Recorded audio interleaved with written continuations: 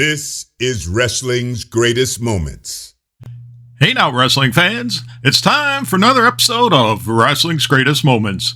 It's often been said that the victors write the history, which as fans have often seen has led to many wrestlers being left out of the conversation when it comes to their standings as legends or Hall of Famers.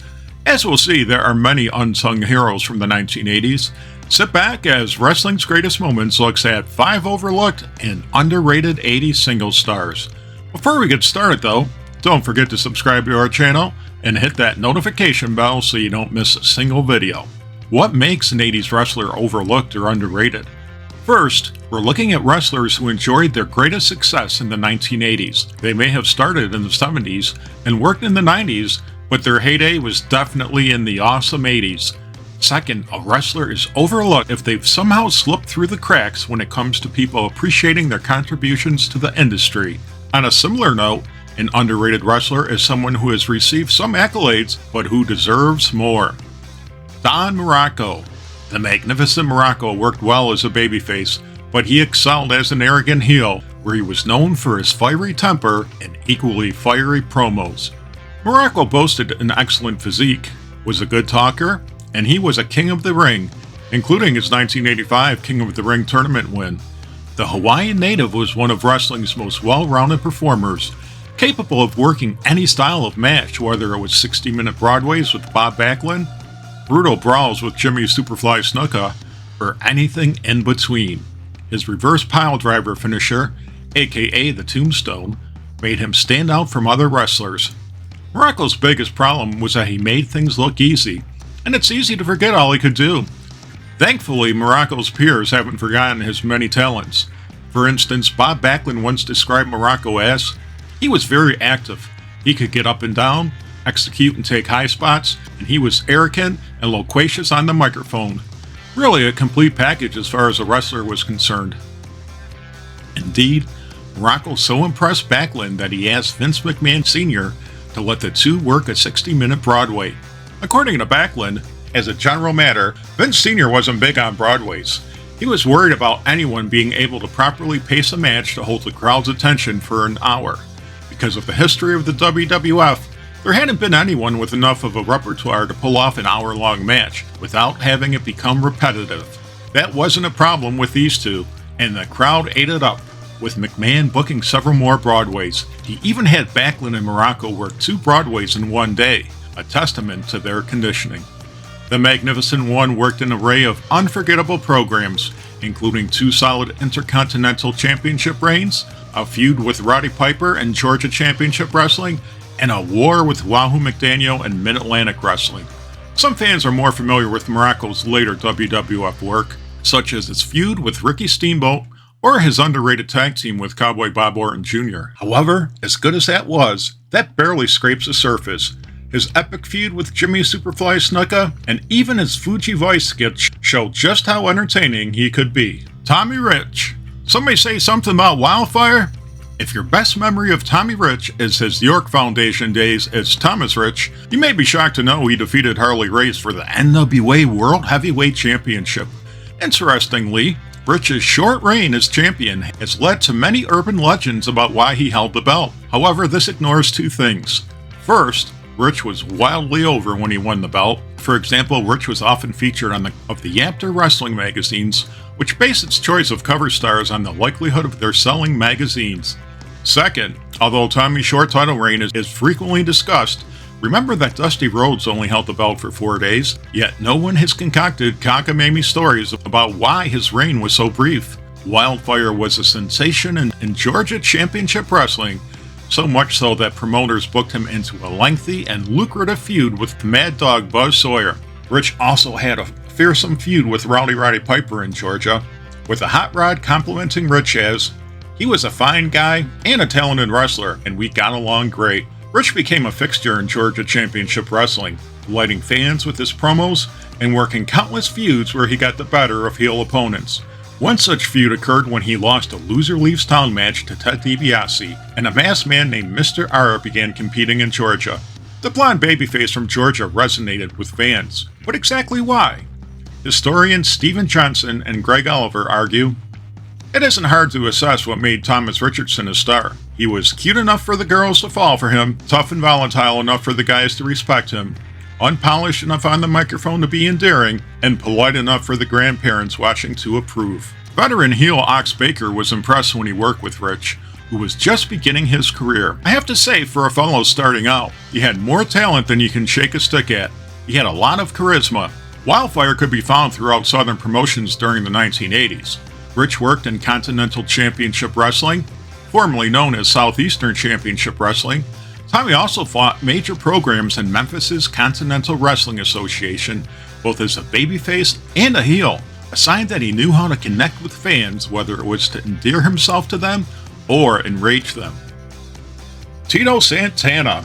It may be difficult to argue that Tito Santana was overlooked.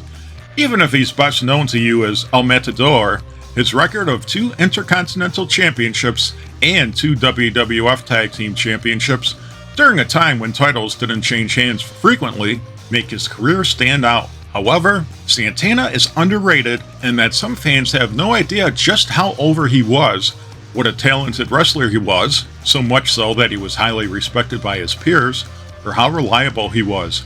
At times, Santana was the number 2 babyface behind Hulk Hogan during Hogan's early years as WWF champion. Like many Intercontinental champions, Tito was the workhorse champion, putting on dazzling displays whenever he wrestled. Keep in mind that the WWF of the 1980s was just beginning to showcase faster-paced matches, and Santana's blend of mat wrestling and fast-paced maneuvers made him a crowd favorite. Tito had just enough charisma to connect with fans, and he was a master of psychology. Santana's feud with Greg Valentine over the Intercontinental Championship was among the WWF's best, and Santana was as reliable as the sun coming up every morning. As noted in the book, The Six-Pack, On the Open Road in Search of Wrestlemania, Santana developed into a beacon of reliability, looked up to by the boys and respected by the office. When Vince rolled the dice with the original WrestleMania in 1985, he featured Tito in the opening match, knowing that he would set the pace for the rest of the event and draw in the audience. Other than Hulk, he is the only wrestler to compete in all 9 of the first WrestleManias, and in his 11 years as a full-time competitor for the WWF, he missed all of 2 shows, one for the birth of one of his sons, and the other because a hurricane canceled a flight in Buffalo. Greg Valentine, Santana's sparring partner during their mid-80s feud over the Intercontinental Championship, praised Tito's work. I was really impressed in how quickly Tito moved up the cards. It had taken me many years to become a headliner, and Tito got there much faster, so I knew that he was something special. While Santana never worked as a heel in the WWF, it wasn't from a lack of trying. Tito claims he pitched turning heel when the WWF decided to split up Strikeforce. However, I consider myself a better babyface than some of the guys who turned, who had become good heels. I used to say to myself, if that guy was able to make the transition, I have a complete understanding of the psychology of our business. I know I can become a good heel, because I know what makes the people off, what got the people burning. I just never had the opportunity to show that I can do it. Would a heel Tito Santana have worked while Tito was still being pushed? We'll never know, but one thing is clear, Santana was one of the WWF's unsung heroes, not because he wasn't recognized, but because there are so many intangibles he brought that are rarely mentioned today. Cowboy Bob Orton Jr. Second-generation wrestler Cowboy Bob Orton Jr. was the epitome of a reliable worker who was often overshadowed by his presence among giants. Much like Arn Anderson, he tended to be surrounded by megastars, Roddy Piper in Orton's case, and Ric Flair's and Anderson's. Despite this, both men could hang with them given their skills. Orton is often considered one of the best workers of his era, which is incredible when you realize how he was used. Although he was anything but enhancement talent, Orton never reached the main event regularly or held any titles in the WWF. Nonetheless, his work stands out among anyone from his era. Like many overlooked or underrated wrestlers, Orton knew how to play a secondary character without stealing the thunder from the primary players. This was seen in Jim Crockett Promotions, where he was a solid upper card player, working alongside Dick Slater during the program where they took out Ric Flair and collected Harley Race's $25,000 bounty on Flair. This was also seen in the WWF, where Orton served as Rowdy Roddy Piper's bodyguard. The Rowdy Scott had two good reasons for choosing Orton. Ace was there for a couple reasons. One is because he's one tough boy. Two, I don't know anybody that can outperform Bob Orton in that ring in any kind of way. We complemented each other. Orton's wrestling ability and toughness are both legendary. In his memoir, Hitman, My Real Life in the Cartoon World of Wrestling, Bret Hart recalls an altercation at a Holiday Inn involving an au naturel Orton and some local members of law enforcement. Soon, Bob was throwing wild punches. The cops shot him with tranquilizer darts that he looked at, pulled out, and then laughed at, saying, "Is that all you got?" Orton's extracurricular exploits aside, the second-generation superstar is another wrestling stalwart who deserves more recognition. Greg the Hammer Valentine. Another second-generation wrestler, Greg the Hammer Valentine had a wild ride in the 1970s, but as much destruction as he caused in the Me decade, and there was plenty. Just ask Wahoo McDaniel and Chief Jay Strongbow, two wrestlers who had their legs kayfabe broken by the hammer. That was just a warm-up for the 80s. Valentine had two solid runs in the WWF in the 1980s, including a feud with WWF champion Bob Backlund where the title was held up after it appeared Valentine had won the match. Valentine continued the carnage in the WWF during another run, taking out Intercontinental Champion Tito Santana and delivering a kayfabe injury with his Figure 4 leg lock. Despite a surge in new talent during the mid-80s, Valentine remained a prominent player, including his WWF Tag Team Championship reign with Brutus Beefcake. Between these two bookends was Valentine's campaign in Jim Crockett Promotions, one of many, where he feuded with Ric Flair, captured various titles, and had his legendary feud with Rowdy Roddy Piper, beginning with Valentine mauling Piper's ear in a match, aka the Year of the Ear, and building to their dog collar match at the first Starrcade. The Hammer was similar to his famous father in several ways. First, he was tireless in the ring thanks to his incredible conditioning. Second, he worked a stiff, or snug style depending on your point of view of taking blistering chops. Nonetheless, Greg also gave to his opponents.